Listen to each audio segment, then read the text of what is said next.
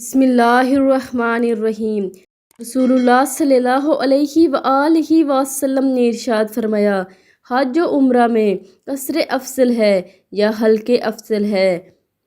حضرت ابو ہریرہ رضی اللہ تعالیٰ عنہ فرماتے ہیں کہ رسول اللہ صلی اللہ علیہ وآلہ وسلم نے ارشاد فرمایا، اے اللہ، حلق کرنے والوں کی مغفرت فرما۔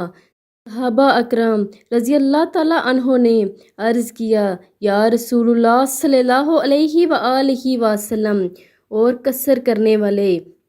آپ صلی اللہ علیہ وآلہ وسلم نے ارشاد فرمایا، یا اللہ، حلق کرنے والوں کی مغفرت فرما۔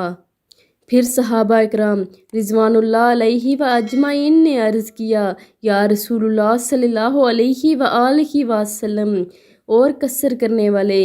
آپ صلی اللہ علیہ وآلہ وسلم نے ارشاد فرمایا، اور قصر کرنے والوں کی بھی مغفرت فرما۔ رسول اللہ صلی اللہ علیہ وآلہ وسلم نے 2 دفعہ حلق کرنے والے کی مغفرت کا سوال کیا اور 1 دفعہ قصر کرنے والوں کی۔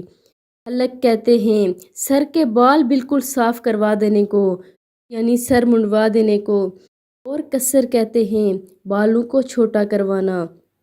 آپ لوگوں نے اس ویڈیو کو آگے لازمی شیئر کرنا ہے، اور ابھی تک اگر زینب ٹی وی کو سبسکرائب نہیں کیا تو پلیز ابھی سبسکرائب کر لیں۔ جزاک اللہ۔